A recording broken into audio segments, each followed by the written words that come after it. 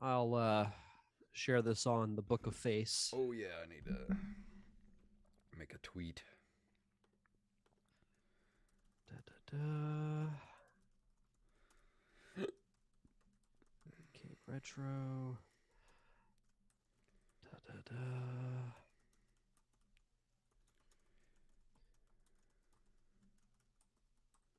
Pull up the chat.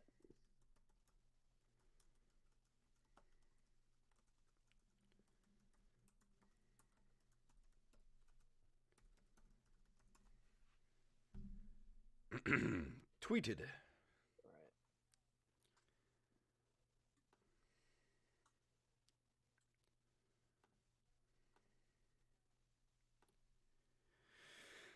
All right. All right. Go for the I'm so happy I get to sleep in box. tomorrow. You have no idea. Oh, I'm sure. We've I know all our family functions are like an hour away from here, Ooh, so we'll have to that leave sucks. a little bit early. That's all right. I mean, it's been that way for me ever since I moved to Pensacola. So, Yeah, my parents live like 20 minutes away, so it's not that bad for oh me. yeah, that's not bad. All right, let me share this on Facebook. Book of Faces. The Book of Faces, as they would say in the Game of Thrones world. Rampage. The Great Rampage.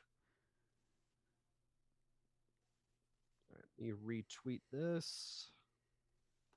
And I got all my tabs Okay, open. I only put same. three things in Yeah, there. I figure we'll have a pretty in-depth discussion on Halo. So, Oh yeah. and I wanted to talk about Ghostbusters before we get into Yes, news. please. Let's do Yep. because I haven't Yes. talked to anybody about it. Title is not wrong. It is not Final Fantasy tonight. I wonder what that change.org is up to now. Let me go. So I'm not gonna lie. I'm waiting until it gets to 99 signatures so I can be the 100th. Oh, let me see. I have to go back through the tweets. Uh, see if I Oh, can he says it's find up it. to 15. 15. You'll never make it, and I'll never have to do a Final Fantasy review. Uh, One day it'll happen. All right. All right. Well, It's so funny that I'm actually the one who started all the Final Fantasy hate, yet you get all the flack I for know. it. I had no. I still have no opinion on Final Fantasy. It's just way more fun to rile everybody up about it. Because they get so butthurt about it. It's great. If it wasn't for all the hate, I probably would have reviewed one by now. But because everybody, like you said, you started it, and then I get all the hate for it. So I'm just like, the more people hate on me, the less I'm going to do one. Yeah, I don't get it, but it's you just got to roll with it. It's like, and that's why I never put anything Final Fantasy related if I post a Patreon poll because I Yeah. know it's automatically going to win. Oh, I know. I'll never put it on a Patreon poll ever. Maybe we could put that. Uh Maybe we could do the movie. Remember that Final Fantasy movie they oh did? God, What was the name of that? the spirits Spirits Within. within. Yeah, Yeah. I remember going to see that in the theater, and honestly, I couldn't tell you a thing about that movie. Also, I want to rip the new Home Alone to shreds for a couple of Okay. minutes because I didn't watch it before I did my show on Monday, so I Okay. didn't get a chance to talk about it. But God, was that a piece of shit? Oh, I'm sure. Why would you put It's yourself through that? it's the worst movie I've seen since the most recent Fantastic Four. What's up, Touch Biloxi? Hey, what's up, Nate? Retro Gaming Dev. What's up, you guys? Yeah, everybody's showing up for Halo. Touch Biloxi, if you want me to do a Final Fantasy, if you want me to do a Final Fantasy game, you're gonna have to go sign the change.org petition on. Everybody's calling us I cowards. know I'm not a coward. I just don't want to play Final Fantasy. Oh man. I already tried to play Final Fantasy on the NES, and God, that was a freaking. That was nothing but just like all that game is what do you grinding. It's just a grind fest, and I'm not into grind fests. So I don't want to do that. I still don't hate Mystic Quest. I know it's not looked at as like a pure Final Fantasy game, but I I enjoyed that one. I I played a little bit of Final Fantasy 3. I do want to play the new MMO. I mean, it's not new, but it's like the new hotness right now because I hear Yeah, it's really good. But I don't know. I don't know if my computer will run it. who knows? Whoa, what is that? Stop. Hold on. I gotta let somebody know something.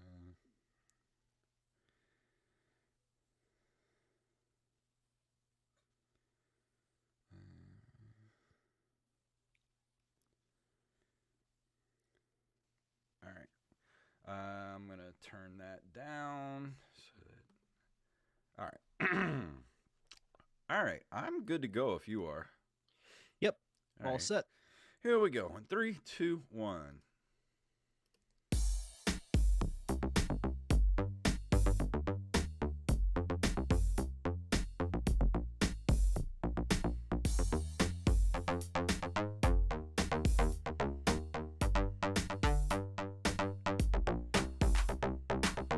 Greetings, programs, and happy Thanksgiving. We are here for another edition of the Nerd Cave Retro Show. My name is Jason Robbins.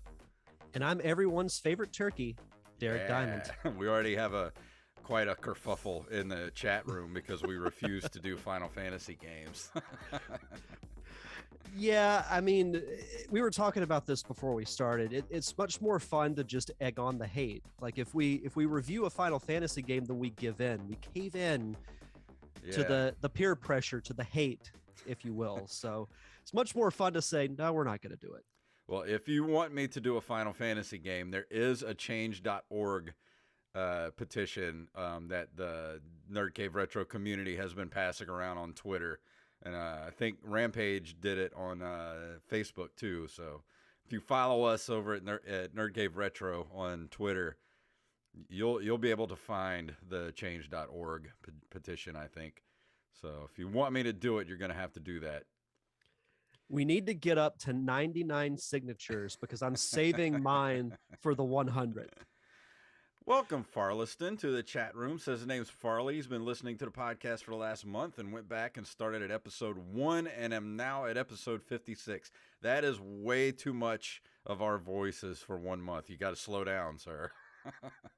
Well, if you listen to any of my reviews, I say those early reviews I did are the cure for insomnia. So maybe he has a sleep problem. Hey, that's not a bad idea. Nate, the retro gaming dev who's been on the show before, said there should be a Patreon support level for it. If you get us to $100 a month, me and Derrick will both review Final Fantasy games.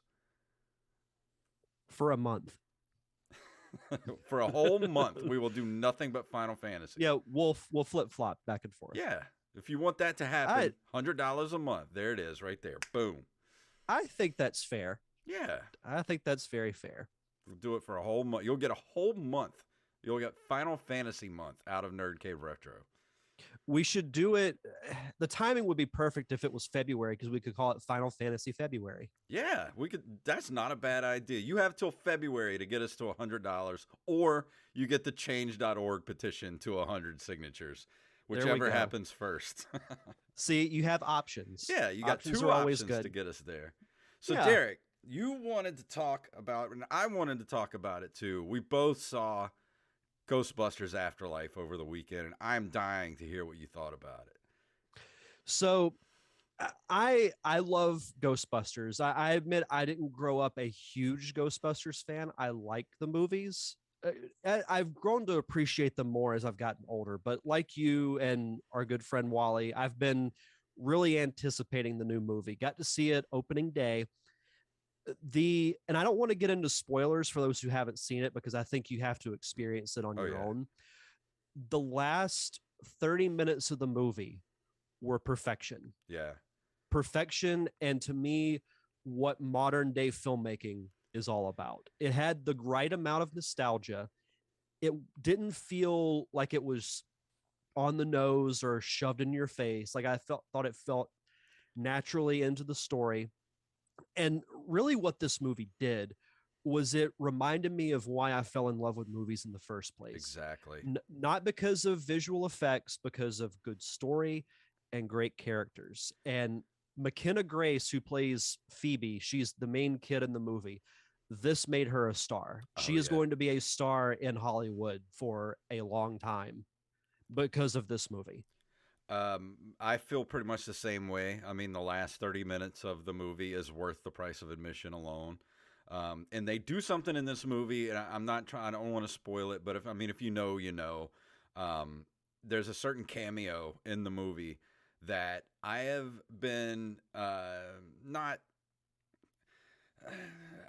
They've done things like this in the past where I'm kind of like, that's kind of cool, like it's okay. But the way they did it in this one literally brought me to tears. Like it was so tastefully done that I just like, man, this is what movies are for right here. Like the way I feel in this moment is what we go to the theater for. And if you haven't seen Ghostbusters Afterlife, even if you're just a passing Ghostbusters fan or you're not even really that much of a fan, I think you'll like the movie because it's not this huge, it's a direct, it's weird because they kind of pretend that part two didn't exist. Like they don't refer to it very much. It's more of a direct sequel to one and what's happened over the last, 36 years.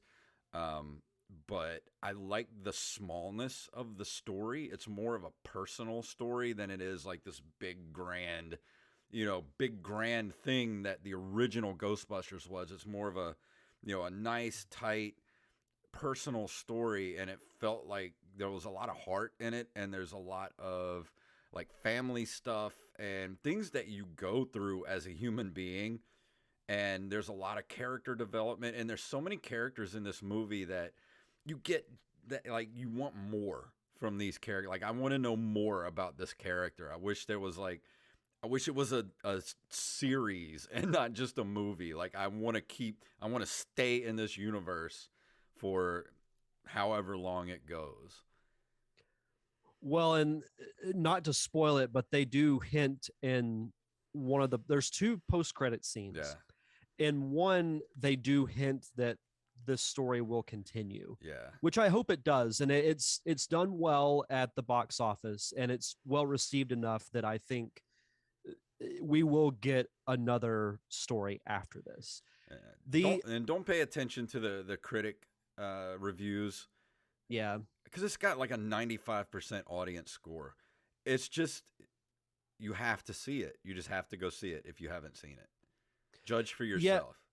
Yeah, I had no real complaints about it. My only thing, and it wouldn't have fit as well into, I think, the overall story they were trying to tell. And this isn't really a spoiler, but I would have liked to have seen Paul Rudd be a little more involved. Yeah. Because I think the advertising was a little misleading in the sense that he was featured a lot. Yeah, and he was not in it for very long. He reminded me like he was this Ghostbusters version of Rick Moranis. Yeah, exactly. Is the vibe that I got from him. But I thought he was great in what he did. I just would have liked to have seen his character a little bit more. But the movie's not about him. But you were talking about the certain cameo that happens. I was floored by one, that it happened, and two, like how well it was pulled off. Because you mentioned in the past that there's situations like this have been done in other movies where I was like, I thought it was cool, and then at times I was like, this doesn't really look that good, or they could have done this a lot better. But perfect. As I mentioned earlier, the last 30 minutes of the movie are worth going to see it alone. Exactly. Like like I said, just go see it. It's my second favorite Ghostbusters movie. It's pretty Agreed. much. Yeah. But before we go into the news, you did want to talk about Home Alone, the new Home Alone movie, and I just have one question: why? Why would you watch this? So you've heard that phrase about a car crash where it's like no one wants to look at it, but you can't really help yourself. Mm-hmm. So I was listening to a podcast and they were reviewing the Home Alone movie, and they just ripped it completely to shreds. And I'm thinking, there's no way this movie can be that bad. So I decided, it's on Disney Plus. So I was like, I'm not doing anything. So I'll watch it. Man, was it bad. It was so I love the first two Home Alone movies. I'm a kid of the 90s, so those movies were like right in my wheelhouse when they came out. Love them, watch at least one of them every Christmas. And the sad thing is, like, this movie had good talent. Like, it had, Archie Yates, who was great in Jojo Rabbit. If you haven't seen that movie, he's really good in it. It has, I think her name's Ellen Kemper. She plays Erin in The Office. Mm-hmm. Also, Rob Delaney, who I think is really funny. Those three are wasted in this movie. And I felt bad for them that they had to act out this material. But to me, it was a very cheap rehash of elements from the first movie specifically. Some that were very cringe, most of them were very cringeworthy, but it was like, do you remember the gangster movie that Kevin watches? Yeah. They do a reboot of that one of the families watching. And the guy even makes the comment, he's like, man, I hate these stupid reboots. Why do you try and remake the classics? And I'm like, you're in one, you idiot. God, it's so there's no real hero or villain in this movie. There's no real point to it. You don't get attached to any of the characters.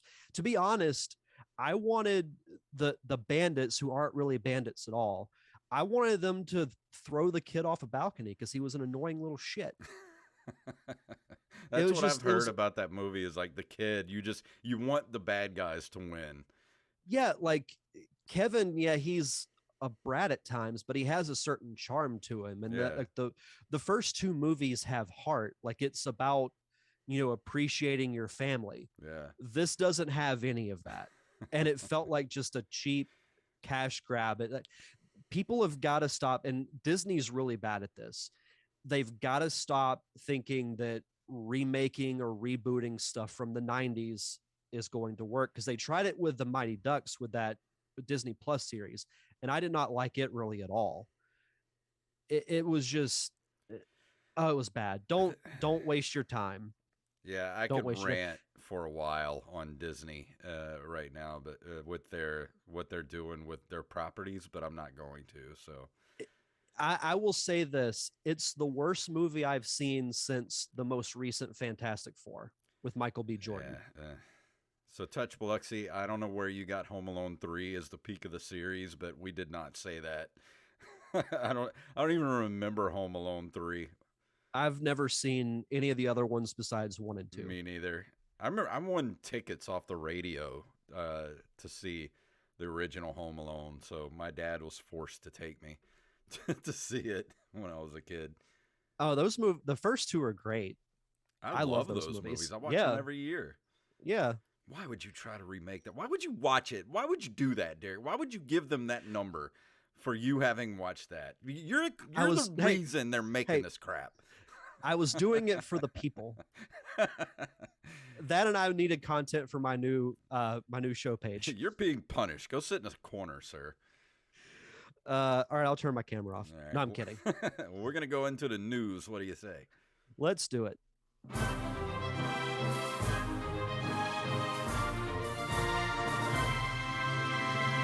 Tonight's stories were submitted to us by you, the listeners. Specifically, tonight's stories by Armez Jackson. And if you have a story you'd like us to cover, send them to nerdcaveretro@gmail.com. For the first story, it's from our favorite site, nintendolife.com. Wii U's getting a new game, and this will probably be the last. Ultra Dolphin Revolution, an indie developer that's been busy keeping the Wii U alive since the arrival of the Nintendo Switch, has announced that it plans to celebrate Wii U's 9th anniversary, 9 years old already, jeez, with one final game called Captain U. The game is a 2D platformer that makes use of the console's dual screen capabilities, touchscreen controls, and motion controls, and is said to be a celebration of our Wii U games and our fans. Being the Ultra Dolphin Revolution being the only developer that's committed to Nintendo's aging console, is pretty likely that this game will be the last to hit the Wii U eShop. So this will be the best game for the Wii U because it's Yeah. the last one. I never played. I don't even think I've ever touched a Wii U. It had a handful of good games, but the way I've always looked at the Wii U is that it was pointless to make Yeah. because you mentioned we're up on the Wii U's 9th anniversary. March will be at the 5-year anniversary of the Switch. Hmm. So not a very long lifespan by average console standards with the Wii U. Like to me, It was it, just it that half step between the Wii and the Switch. yeah, it it had a handful of good games, but that was really about it. Like if you went back and you looked at the Wii U, you could see it as being the almost the prototype Yeah. for the Switch. I mean, good on Ultra Dolphin Revolution for being fans of this console and being dedicated to it until the very end. But I'll be honest, I haven't plugged in or touched my Wii U since the Switch came out. And I don't think I will because of this. Yeah, I don't think they're going to be making a ton of money off of this. Yeah, Touch Biloxi says Wii U was a very unfortunate half measure from Nintendo. It really felt that way. And I remember when that console was announced, because there was no real big launch title for it. Yeah. You think you have you normally like a big Mario game or a Zelda game. There was New Super Mario Brothers U, and that was about it. Yeah. And it was just it was very very weird, a very weird console, like a really weird launch, and just the whole run of it just felt completely unnecessary. Yeah, and that's kind of Nintendo's MO when it comes to the consoles that they make is like every other one. They're kind of like the Star Trek movies. Every other one is good. Yeah. Our next story also comes to us from NintendoLife.com. Pac-Man Museum Plus brings 14 games in the series to the Switch. Celebrating the character's 40-year history, Bandai Namco has announced Pac-Man Museum Plus for Nintendo Switch and other systems. The game is a compilation of past titles, many of which haven't been available for years. There's a trailer that's attached in the article, but just a few of the games that are be released are Pac-Man, Super Pac-Man, Pac and Pow, Pac-Land, Pac-Mania, Pac in Time, Pac-Man Championship Edition, Pac and Roll Remix, Pac-Man Battle Royale, and Pac-Man 256.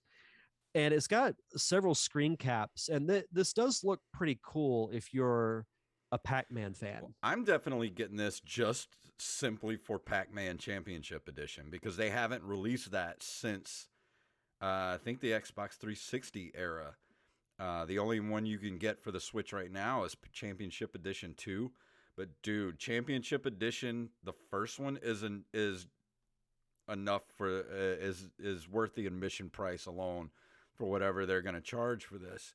It doesn't say how much it's going to be charged for this, but Championship Edition is still my favorite version of Pac-Man. That the music was, it's one of the most satisfying games on the planet, dude. When you can get like 100 ghosts like following behind you, and then you get the power pellet and you just roll through all of them. It's the most satisfying thing in gaming. Yeah, you've praised that game numerous times, and I've actually never played Pac-Man Championship Edition. So, depending on the price of this, I may get it just for that.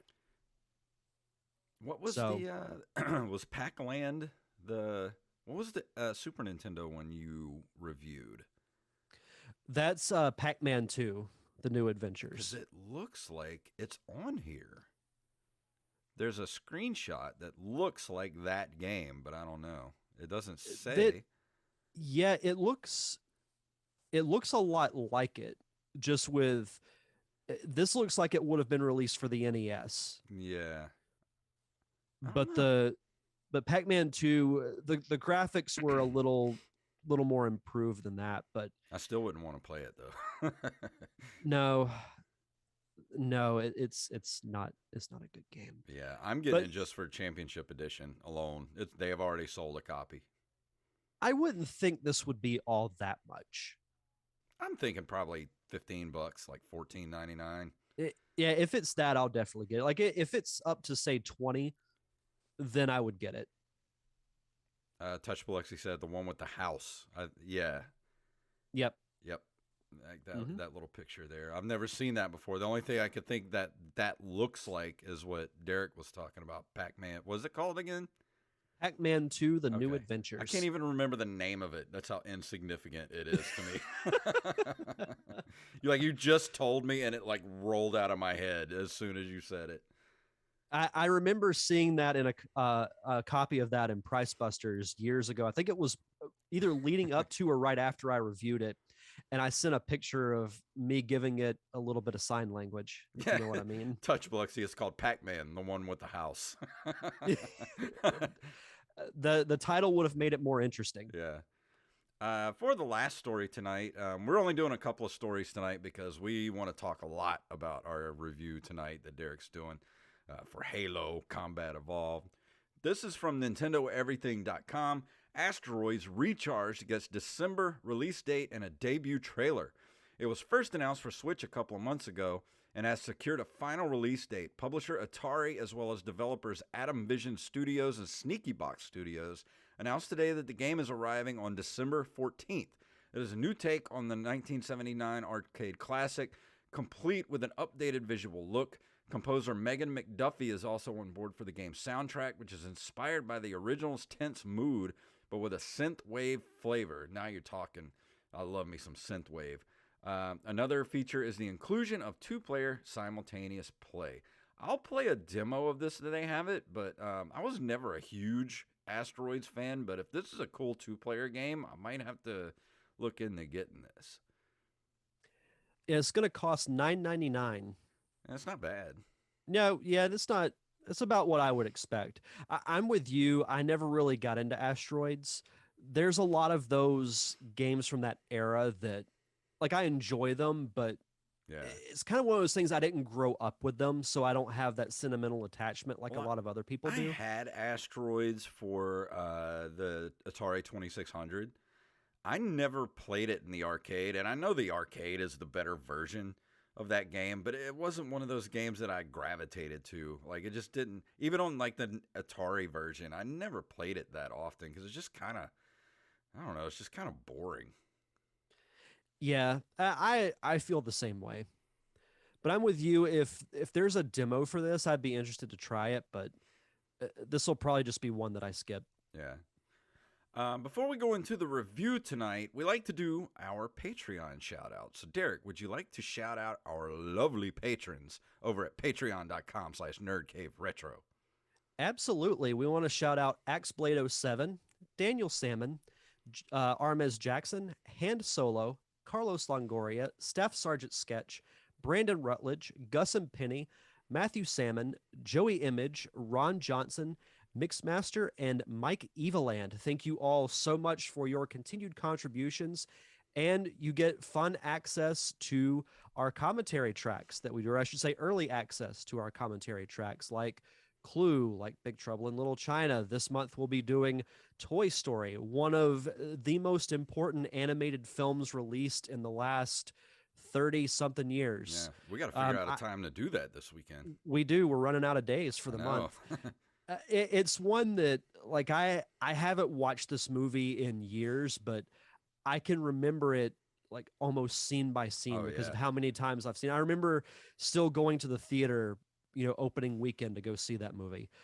But yeah, you get to also vote on some of our reviews. Every now and then we post a poll that you guys get to vote on for our review, whether it's a co-review, myself or Jason, whatever the case may be. And if you want to be a part of our awesome Patreon community, just head on over to patreon.com/nerdcaveretro. And if you're a new Patreon, be sure to send us your social media, whether it's Facebook, Twitter, Instagram, so we can give you a proper shout out. And now hit that beautiful Halo music. Yeah.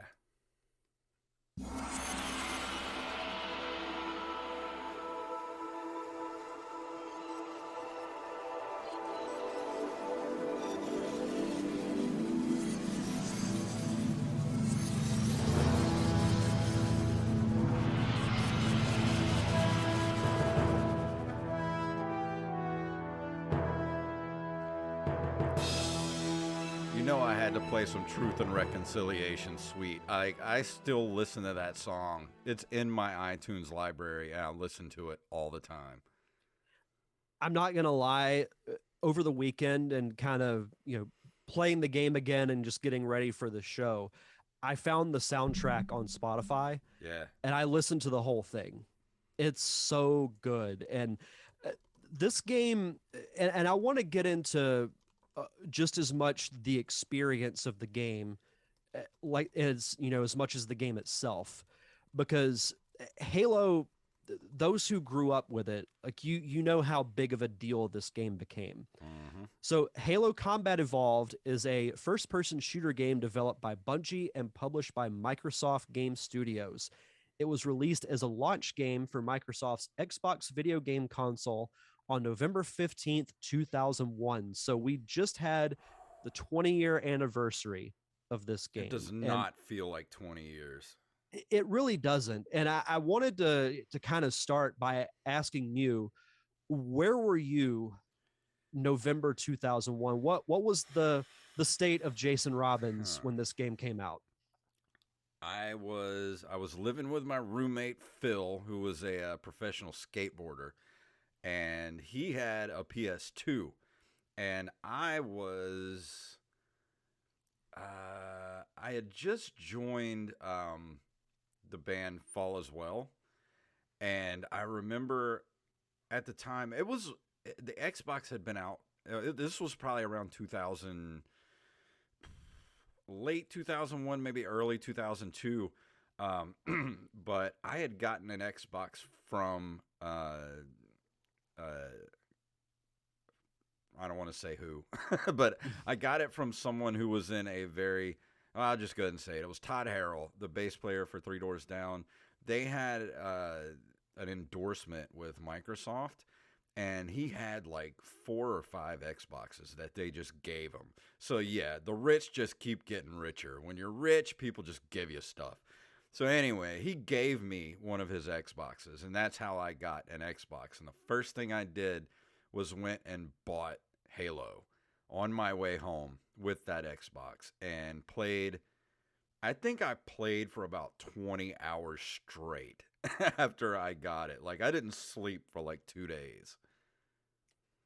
I had no idea that. I've never heard that story before. Yeah. That's awesome. Because he had You like 4 of them sitting in the living room floor. And I was like, what are you doing with all these? He's like, they just send them to me. I was like, well, can I have one? Just like off the cuff, like, can I just have one? He's like, sure. Like, okay. So I just snatched it up and put it in the car. That's amazing. Yeah. I got my original Xbox that I got was free. That's awesome. Yeah. So I was a sophomore in high school when the Xbox was released. And I obviously, like I grew up with games and hearing about the Xbox coming out and seeing all the videos for this Halo game.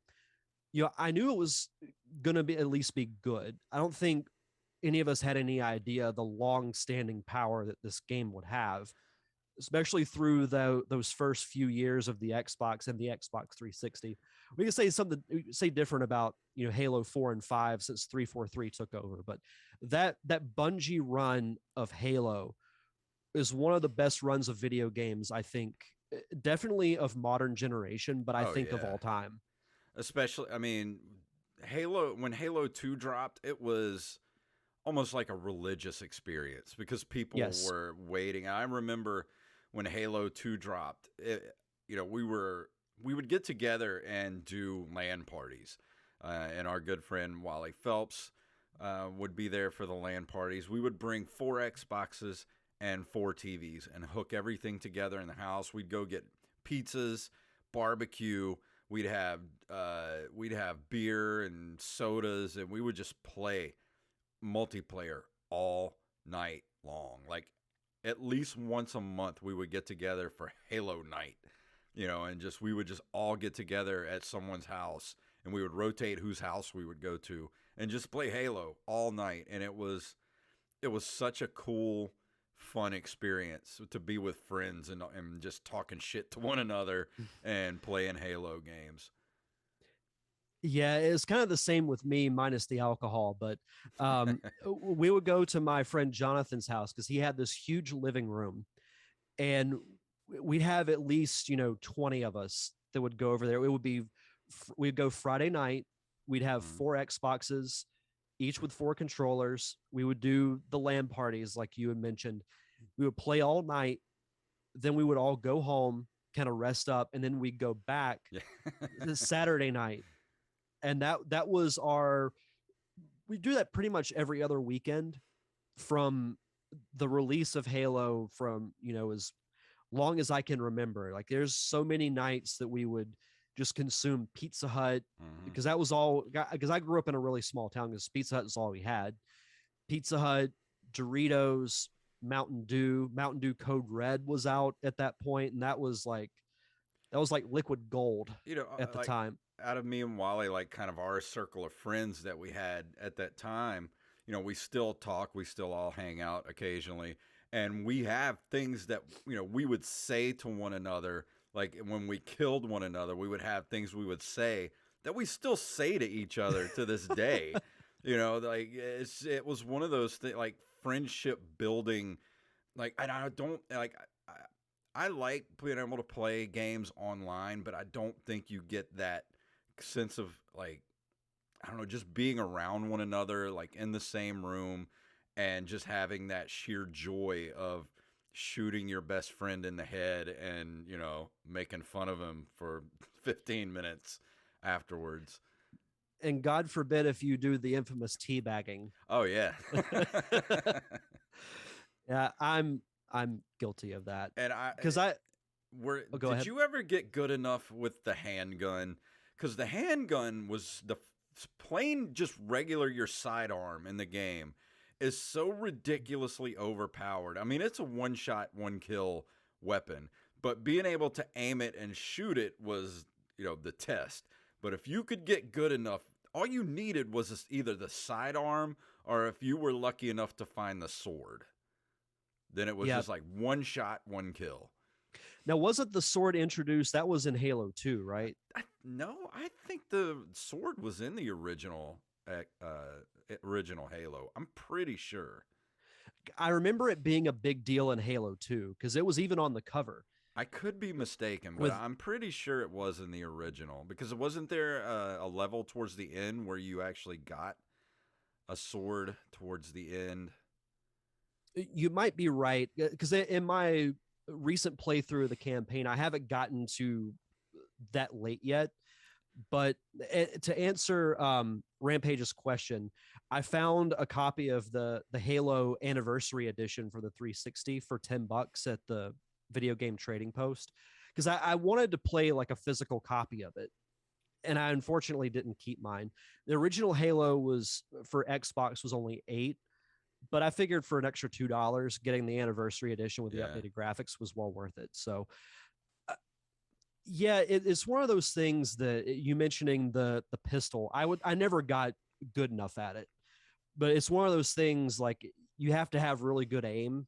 But Mm. if you did, all you have to do is just get one headshot and you're There toast. was nothing worse than like running around and coming around a corner and somebody pops you with the handgun and you're just instantly dead. You're just like you. Urgh. Oh, that would happen similar in Halo 3. That was where I really got into Xbox Live Yeah. because we played the same core of friends. We would play Halo, all throughout up until Reach. And Halo 3 was where I had to get Xbox Live because I was tired of getting my ass kicked by everybody. Mm. But my friend Willis he was really good with the sniper. So he would just automatically go find it Yeah. and he would, get somewhere high and then you never want to walk out because as soon as you walk out, you're toast. Yeah.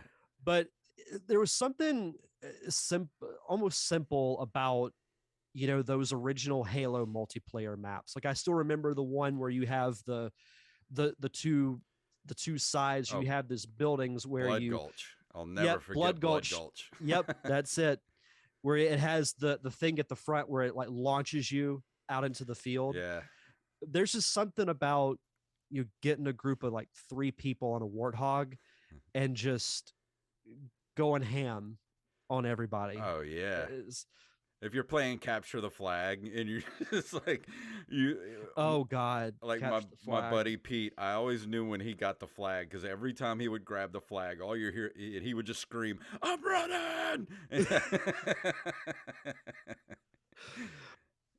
Like that to me is what I remember about Halo. Like the games themselves are great, and to me they got better Yeah. as because let me ask you this: what Halo to you has the best campaign, and which has the best multiplayer? Well, the most memorable campaign to me, I mean, is obviously the first one because it was something we never seen. It was a long campaign too. I mean, it still takes what about 9 hours to get through it, probably. Yeah. And I remember the first time I played through it, it took me probably 18 hours to get through it in one run. And there's so many memorable things. Like it just jumping into the warthog for the first time, was one of those things you're like, holy crap, I knew as soon as that happened, I was like, this is a new era in gaming right now. Well, you knew then that it was something special Yeah. because we had sci-fi games before, but uh, I don't think ever to that level where you see just the visual of the Halo, for the Yeah. first time, seeing Master Chief being brought out of cryo sleep Hmm. for the first time. It's just so many memorable moments happen from that original campaign, and then seeing the relationship build between Master Chief and Cortana. Are you excited for the? It's a little off topic, but we didn't really talk about the trailer that was released for the Halo series. No, I haven't seen it yet. Really? So it's a very quick teaser where you just pretty much see Master Chief, and it's just Halo the series Yeah. coming to Paramount Plus. I'm okay with that because they kept for years we're trying to make a Halo movie. I mean, even Peter Jackson was attached to it at once. I mean, that's the reason we got District 9. The movie District 9 is basically all the props they were making for the Halo movie, and after it fell through, they made District 9 with all the, leftover props that they had. So, and I think it's a story better served as a series and not just like a one-off movie. My only concern is this: is it too late? I personally don't think so I don't think because so either. the fans of Halo have waited long enough that I think now we've seen a trailer and that it's finally going to happen. Hmm. I think it's going to do surprisingly well. I And think, it's good for Paramount Plus because it's not like the most regarded or well-known streaming service, yeah. but I think you will have people that will get it just to watch Halo. Well, I think Halo is still a well-known enough property, and Master Chief is still he's the mascot of the Xbox. I mean, still to this day, it may not have had a Halo game for a while, but I still think of Master Chief when somebody says Xbox. Mhm. So I think it's still relevant enough to where if it's a good enough story and it's a good enough execution, I think it'll do well. Also, not to forget, the voice of Master Chief himself is coming to Pensacon this year. Oh, awesome. So that'll be there's some good video game related guests coming to Pensacon. But something that we've alluded to this a couple of times, but Halo is known a lot for its multiplayer, and we've talked about multiplayer a lot. But the campaign that stretches throughout the entire franchise is pretty damn good Oh all in yeah. itself. So for Sorry, I those just who, want to say welcome to the chat room, the Jagged Show. First time chatter here yeah, for the show. absolutely, welcome, Welcome. Jagged Show. Good, you picked a good show to come to. Oh yeah, So growing up, I was like loving Star Wars and other sci-fi properties. I was drawn to this game because of that setting. yeah, But and going back and replaying the campaign, it just brought back a flood of memories from remembering the first time that I played the campaign. So It takes place in the 26th century. Uh, Faster than light travel called slip space allows the human race to colonize planets other than Earth. The planet Reach, which also plays a role later on in the Mm-hmm. series, basically it serves as like a hub of military and science activity.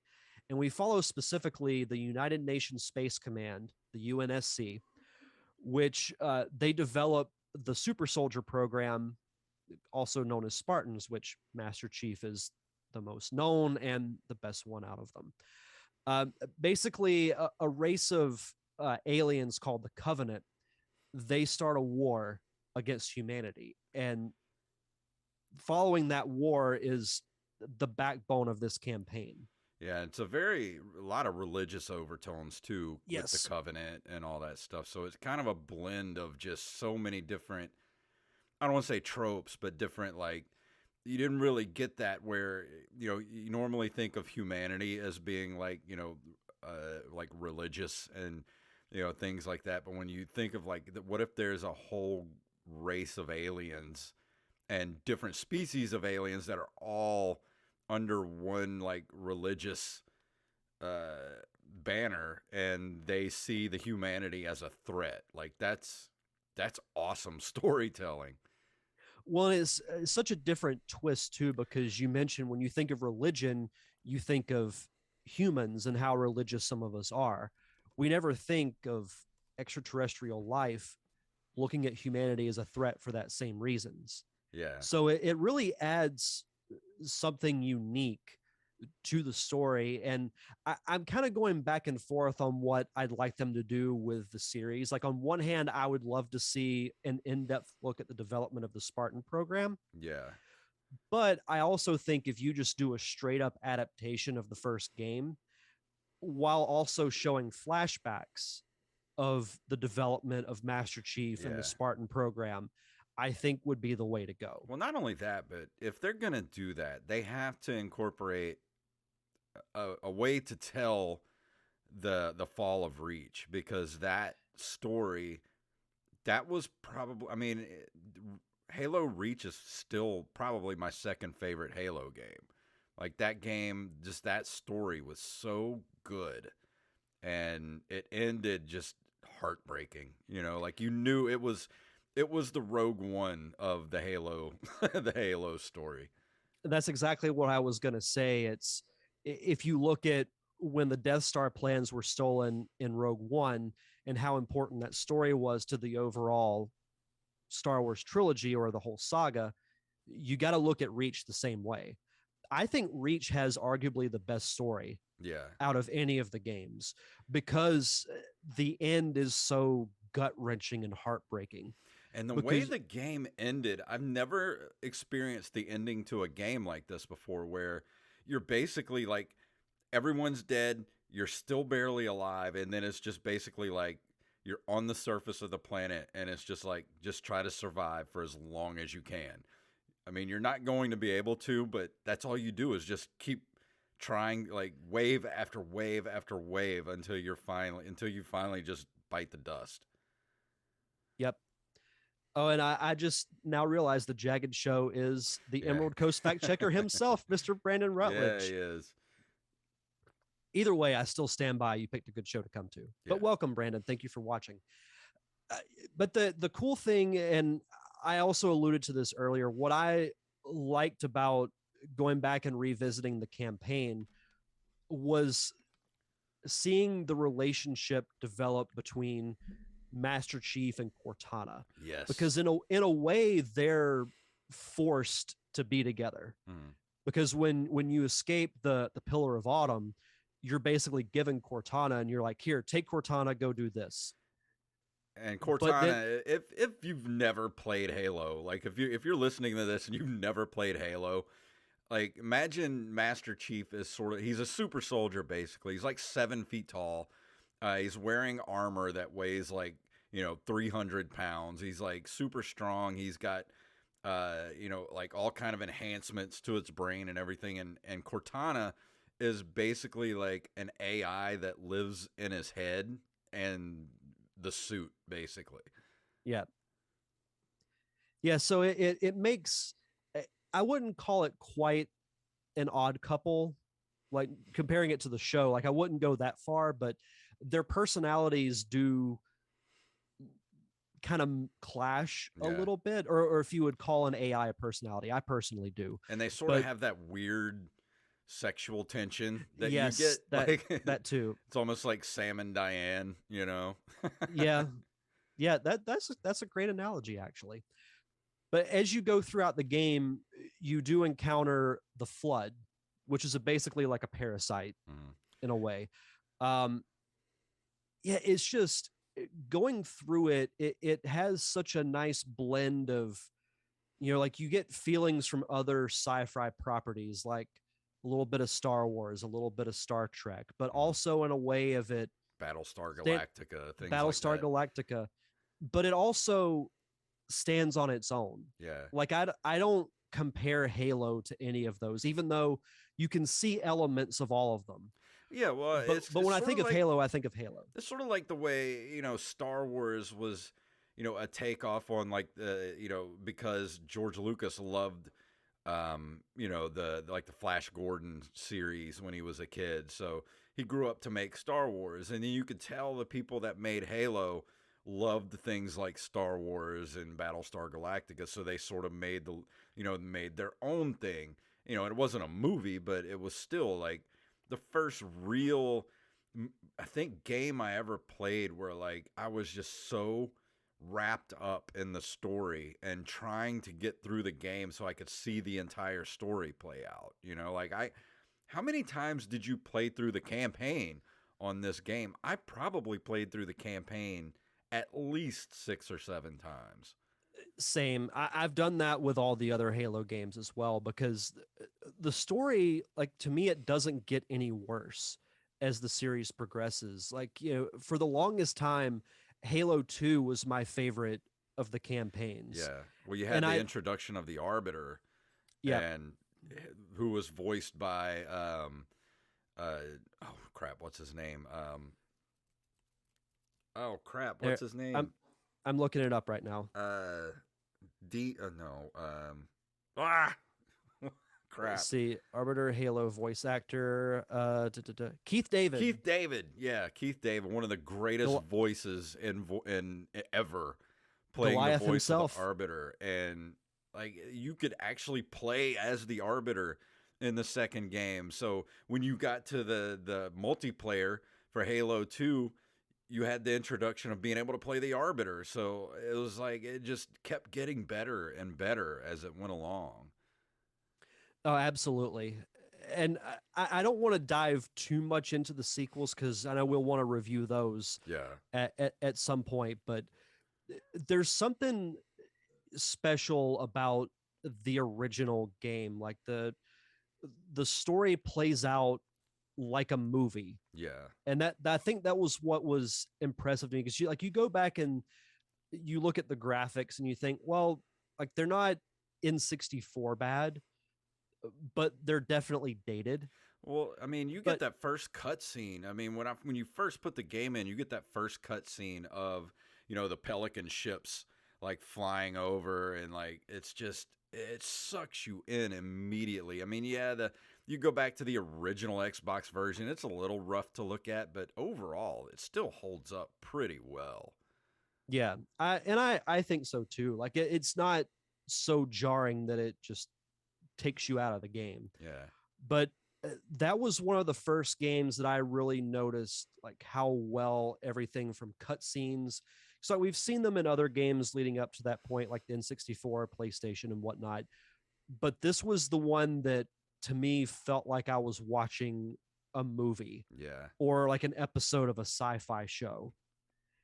It was special, and the memories that I take away from specifically the first Halo game are memories that, like, when I think of playing video games with friends, these are the first that I think of yeah. Well, honestly, easily. I think if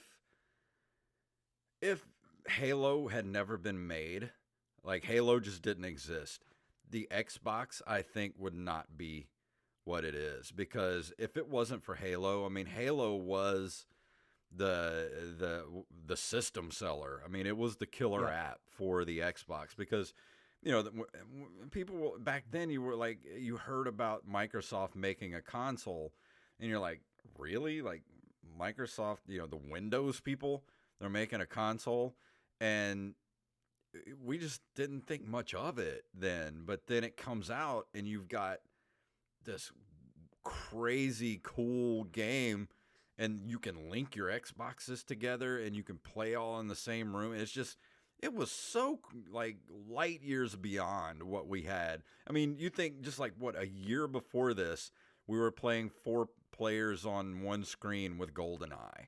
Like we go from that to this. That was a humongous leap. Well, that was what makes it even more impressive because you look at GoldenEye, we already had what we thought at the time was going Yeah. to be the peak of multiplayer experience. But then you take Halo and it just changed everything, not just with the gameplay and the multiplayer itself, but the fact that you could link the consoles together. Like, oh, you could play with more than 4 people. Yeah. You could play with up to 16. That's why I think Halo and Master Chief are just as important to gaming as a whole as Mario. Like he's just as important as Mario because Halo changed the game. Like it just changed everything from then on. Yep. And so many people, I'd love to hear, some of the listener stories, whether it's in the chat on Twitter or Discord. I'd love to hear everyone's Halo memories because everyone I think from our generation of gaming has to have at least one Halo story, Oh yeah. whether it was from the first one or even up to Reach or even Halo 4 or 5. One day I'll go back and play Halo 4 and 5. I played a little bit of 4, but it didn't it didn't feel right with it not being Bungie, Yeah. if that makes sense. Yeah, I is Bungie making the new Halo that's coming out? I think they I'm not are. Or is it still 343 Studios? Let's see. I want to say it's still 343. Okay. Let's see. Oh, Halo Infinite. No, it's 343. Okay. I haven't played Infinite yet, but I've heard it's good. Yeah, as soon as I get a Series X or S, whichever one I get, I'm definitely going to play the new Halo because I want to jump back in there because I love the Halo universe. I love those games. I even loved that was it Halo Wars, that was like the Yep. real time Mm-hmm. strategy that they did. Like that game was just good. Like I love that universe.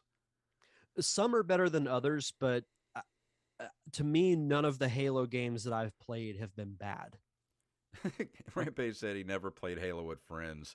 Said plus I didn't have many friends. That sucks, man, because that was like Yeah, one of the biggest things about Halo was being able to play like a LAN party with Halo. Like that was just great. yeah, absolutely. Brandon says, I remember playing a local custom match on Halo 3 where one player was infected and had to kill the others. Yep, I remember that Hmm. too. The person that was infected kept asking for hugs in game. I remember Halo 3 too. You could make your own maps, and I spent Yep. hours making my own maps and uploading them to the server, and just so many hours spent in the Halo games. What was your go-to weapon in multiplayer? I always tried to run for the sword or the shotgun, one of the two. Because I'm so bad at aiming in games, I have to have something with a spread, like a shotgun, because I'm not going to hit you with, a side. If I hit you with a sidearm, is because I got lucky. The shotgun was up there for me too. In Halo 3, I liked using the dual pistols because that was Yeah. like the coolest thing whenever you could pick up two weapons Ooh, at the same the time. needle gun was good too. Yep, needle gun was Because fun. you could always kill somebody. You could get an after death kill. Because as long as you stick them with a bunch of needles, they could kill you, but then they're still going to die because those needles are going to explode. That's another thing I wanted to talk about real quick in this game was the amount of weapons, different It's type of insane. weapons that were in the game. never been done to this extent. I don't think to this point. It was just your pistols, your sidearms, your sniper rifles. You had the Covenant weapons like you had the sword, you had the needle gun, you had all these different type of you had Plasma rifle. plasma rifles, all the different type of guns, and just depending on what your play style was, there was a weapon for it. My favorite, and you might laugh at me when I say this, I love the plasma grenades. Oh, you stick it to someone's head. Oh, absolutely. That was one of my favorite things to do in multiplayer is just get some plasma grenades, run right up behind somebody and then just run. That was another cool thing about this game was using grenades. I don't remember you getting to use grenades in any games before this. Not that I can remember playing, no. My other thing that I'd like to do whenever I would use the sword, and I did this mostly in Halo 3. This was a little bit of my trademark, but whenever I would try to sneak up behind somebody and just, stick them in the back, and I would do it, I would just go, shh. My friends and I, me and Wally and my buddy Pete and all of us, we still say this thing to one another. You remember what was that movie? Was it not Monster, but it was the one with Halle Berry and what was his name? The guy that was married to Angelina Jolie, the weird guy. Oh, Monsters Ball. Yeah, Monsters Ball. When she's on him on the couch, she's like, "Make me feel good." Like every time we would kill each other, we'd go, "Make me feel good." We still say that to each other to this day, like, "Make me feel good." Oh, that made my side hurt. I'm not gonna lie, because that movie was like brand new at the time. So like when we all saw it, and I don't remember who did it first, but every time we kill somebody, we would say that. That's awesome. Hey, it won Halle Berry an Oscar. Yeah, yeah, it did.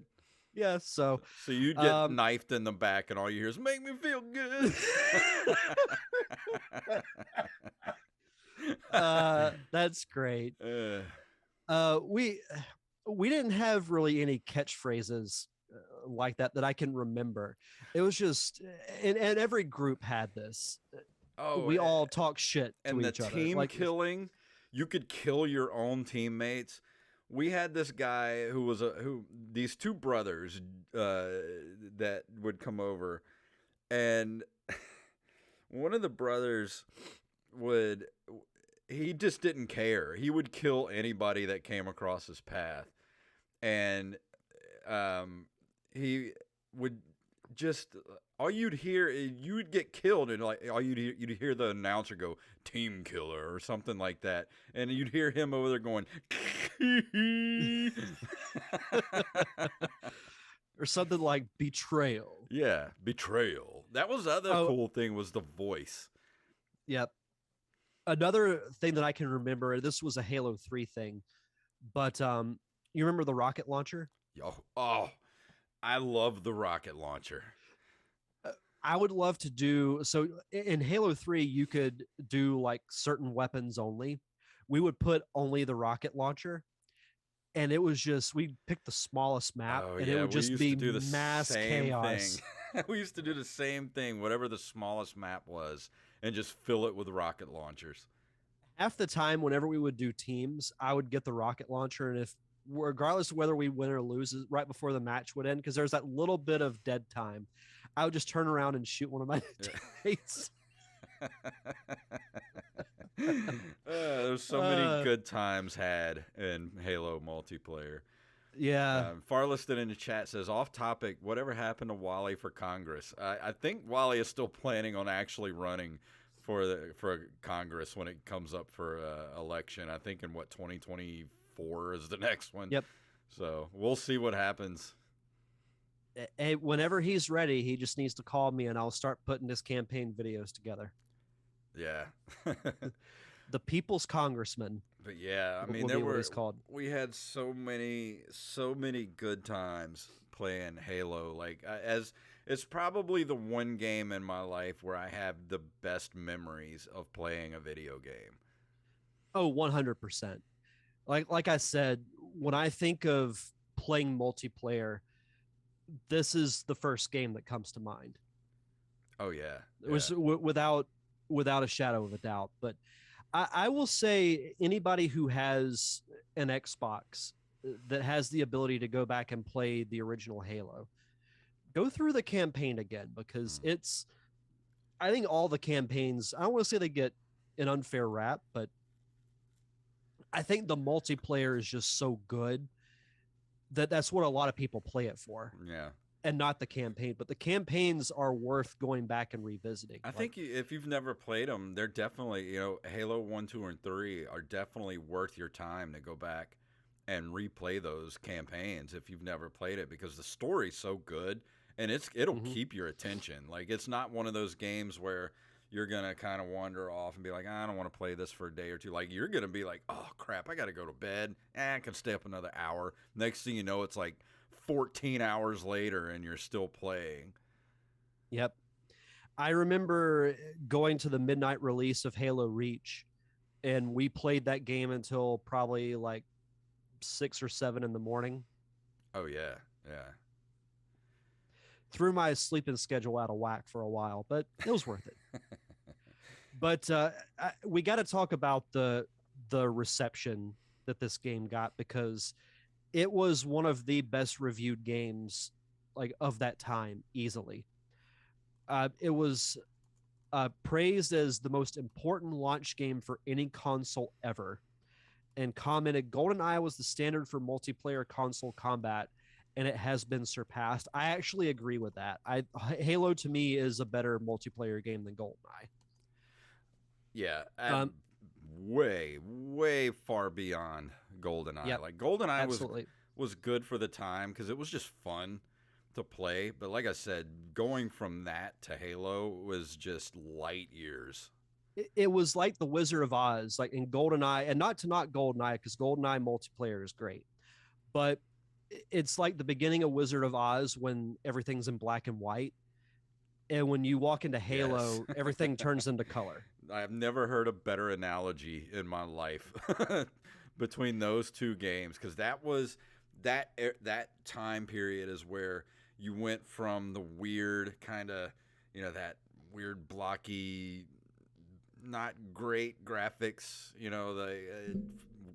to what we have now. Like they're still kind of rough in the early Xbox days, but like that leap from the Nintendo 64 era, the PlayStation 1 era to the Xbox and the PlayStation 2, like that was I think the biggest leap in gaming was that era.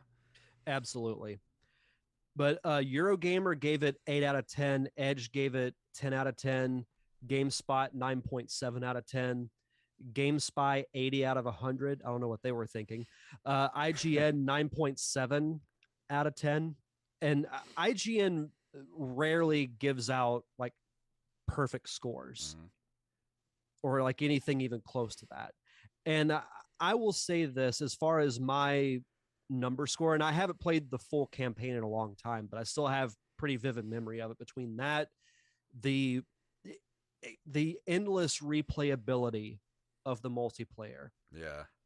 I would give the game a 9.5.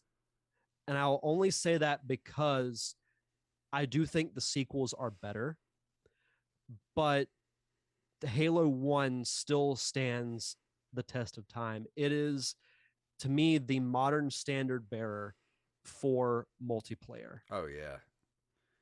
It set up the I think if you wouldn't have had Halo, we wouldn't have like Fortnite and No, the big battle royales because I feel like Halo was kind of the original battle royale. I mean, I know it was only 16. You could only do 16 players at a time, but that's still like 16 players was huge at the time for having that many people in one game. Even though it wasn't online till later, but it's still like to have that many people being able to play at one time in the same game was groundbreaking. Rampage says all the Halo games are on Game Pass. Yeah, as soon It's- as I get an Xbox Series, like I said, S or an X, whatever I can get my hands on first. yeah. And Farliston asks, what game does everyone think was instrumental for PlayStation's success? For We, PlayStation success? Brandon says Final Fantasy VII. Well, I mean, it was pretty exclusive to the PlayStation, so Yeah, those I mean, those Final Fantasy games. as far as like mainstream recognition, I mean, Crash was already kind of done by that point. I think the Uncharted series really. I mean, everybody. Did they even put out an Uncharted for PlayStation 2? I don't think so. I think it was just PlayStation 3. Yeah, I think it might have just been three. The God of War series was pretty huge. Yeah. Because when I think Let's of the see. original PlayStation, like the only game I really comes to mind is Crash Bandicoot. Because there were so many games for the PlayStation, I don't really feel like they had like a flagship game until the PlayStation 2 era. Yeah, Tomb Raider. I would say probably Tomb Raider. Yeah, that's Rampage said Tomb Raider. yeah, I think that might be the winner. Yeah, I think so. Yeah, I But think Tomb Raider was probably the she was definitely like Tomb Raider was definitely the precursor to games like Uncharted and things like that. So it was pretty big. I remember Tomb Raider being pretty huge at that time. yeah, same. I never got into those games, but God, I remember seeing the commercials for them all the time. Yeah. I think I agree with you. I mean, the original Halo, like you said, the later game, it gets better as it goes along.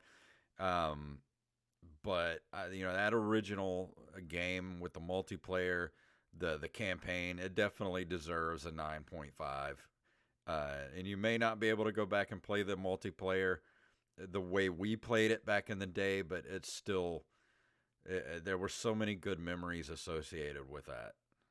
Oh, 100%. But I But we'll agree. always have them forever. Oh yeah. And if you missed it, if you're too young or you just never got to play, in a room full of people playing multiplayer, it was a time in gaming that was just we'll never experience that again, I don't think. And I don't know, I'm just glad I was there for it. I'm thankful. For Thanksgiving, if we're saying the things we're thankful for, I'm thankful for being able to be there at that time for that era in gaming. Well, and that's something that I'm grateful for also is that, I think even though like, you're 9 years older than me, but we're still of kind of the similar generation of gamer where like I, Yeah. I think I was at the tail end of that generation of physically being in the same room with someone playing a game Yeah. like a Halo or a Smash Brothers or GoldenEye. That so I have very vivid memories of my last couple of years of high school and even into early college playing those types of games. Yeah. And it's just a different experience. And playing online is great because you can play with someone from California or Mhm. Wisconsin, New York, wherever the case may be. But there's something about beginning in a room with a bunch of friends and all looking at the same screen Mm. and playing against each other. And facing your TVs away from one another so you Hey, can't see no what each screen other's doing. watching. No screen watching. But yeah, like I said, I had so many good memories with it. Halo was the game that really yanked me back into being a gamer, and I've been a gamer ever since. It's just one of those. It's one of the greatest games of all time. There's no getting around that. Oh, absolutely. I One of the greatest and one of the most important. Yeah, and it may not be your cup of tea. You may not be a fan of like first person shooters. You may not like science fiction, but you can't deny the impact that Halo has had on the industry since it came out.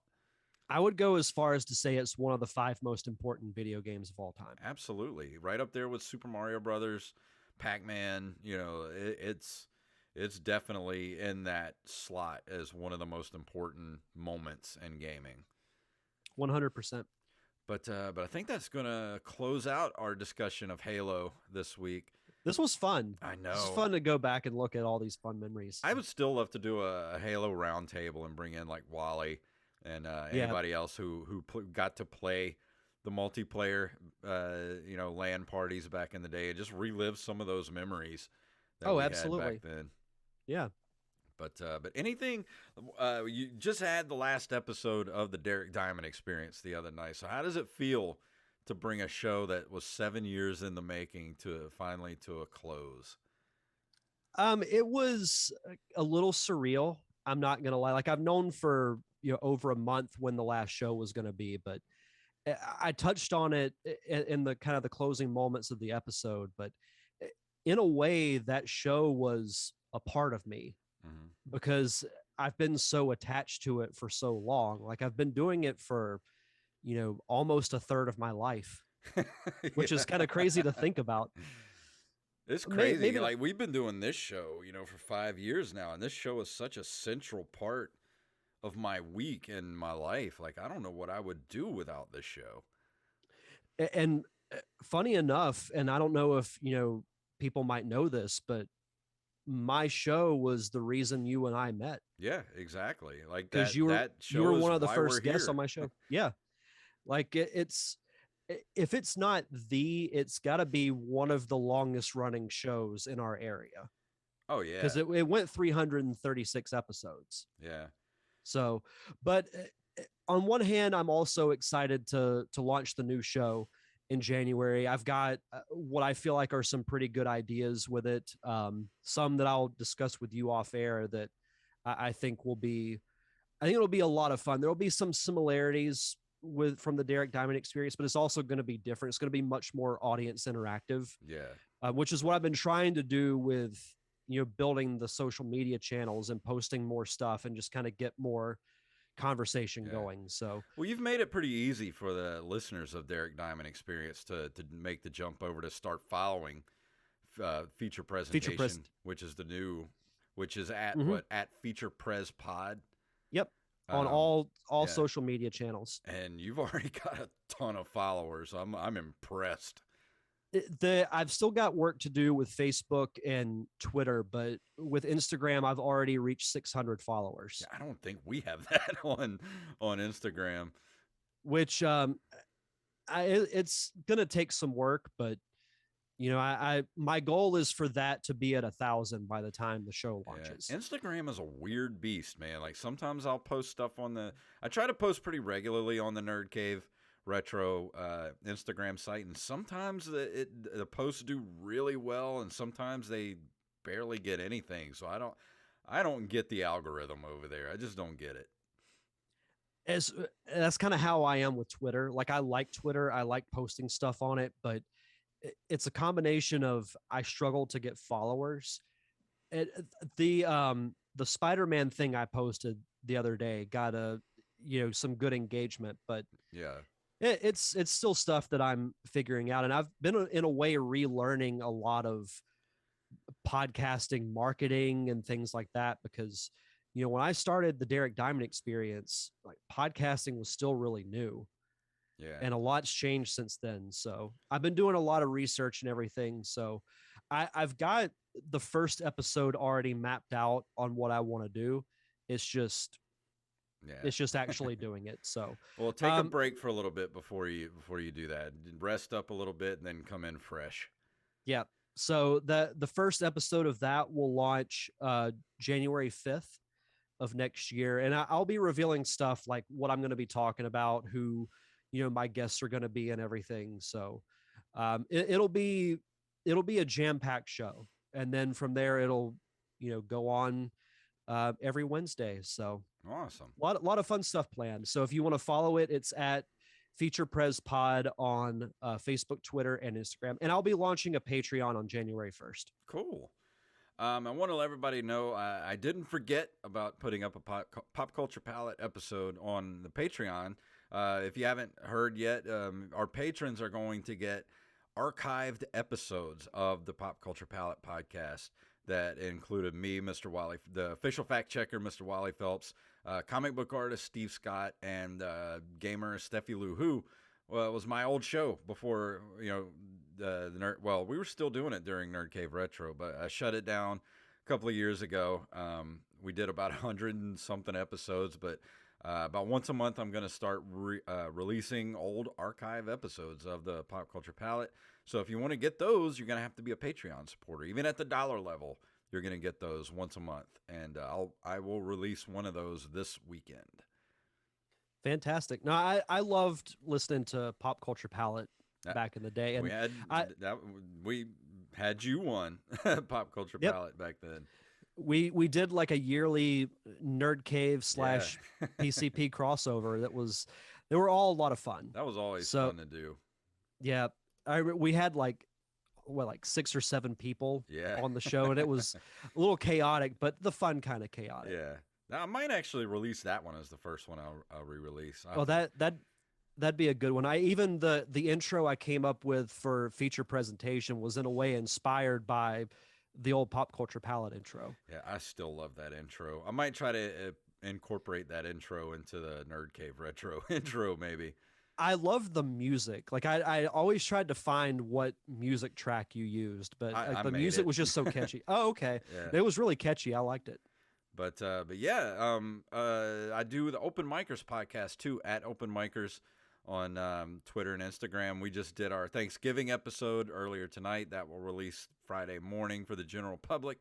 And we've had a couple of hostful episodes the last couple of weeks because some of our guests either were late or we couldn't figure out technology. So we've had a couple of hostful episodes in a row. So go check out Open Micers over at Open Micers on Twitter and Instagram. And is there anything else before we get out of here tonight? I don't think so. Just hope everyone has a happy Thanksgiving. Enjoy your food coma. Yeah. And just have a good weekend, and we'll be back here next Wednesday. And to answer Farliston's question in the chat room, I did want to let everybody know this too. Will the Derrick Diamond Experience episodes be deleted? No, they will not. Now that Derrick has also taken the show over to Anchor.fm like we have here at Nerd Cave Retro, even if you pod fade or stop the show or whatever you do, it'll still be there in perpetuity. It's not like back when we were in the Libsyn days where you stop paying the monthly fee and they yank all your stuff off the internet. So yeah, they'll still be there. I will say this for because we had talked about this off air.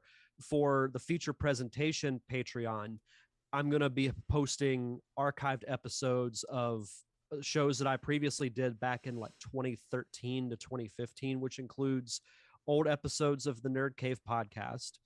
My friend Zach and we hosted a comic book podcast that ran for like 20 or 30 episodes.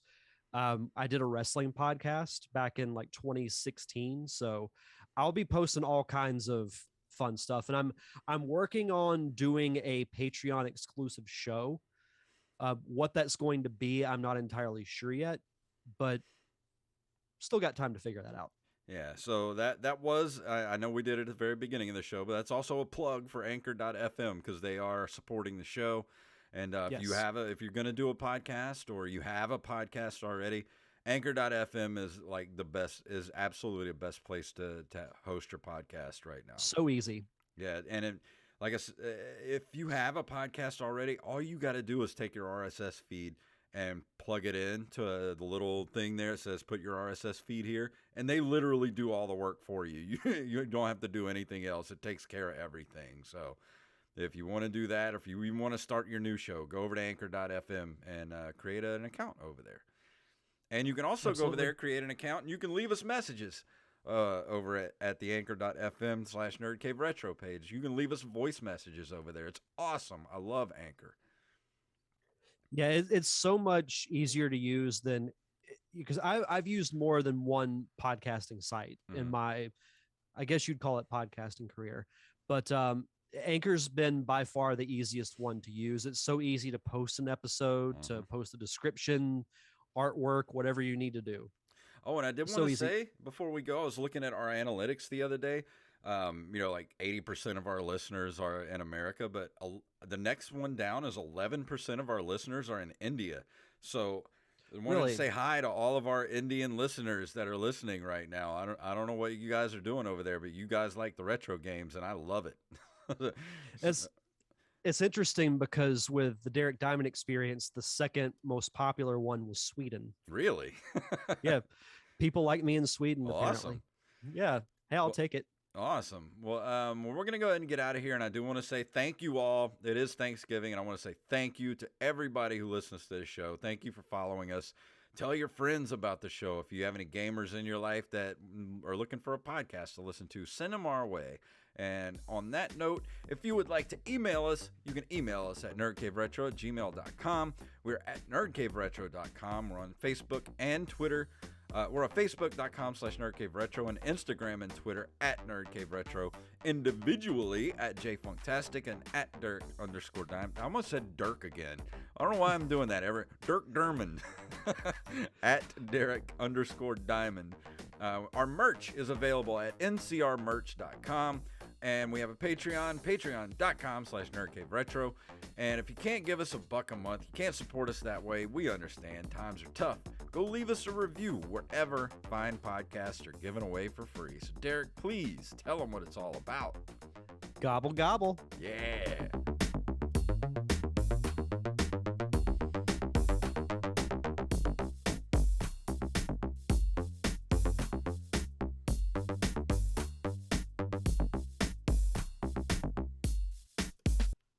Master Blaster runs Bartertown. You blew it! And that was our Thanksgiving episode. Thank you, everybody, for hanging out with us tonight. in Yeah, the for chat sure. room. That's awesome. Good chat. Well, thank you, everybody, for hanging out. I hope you all have a wonderful Thanksgiving, and we will see you guys next week.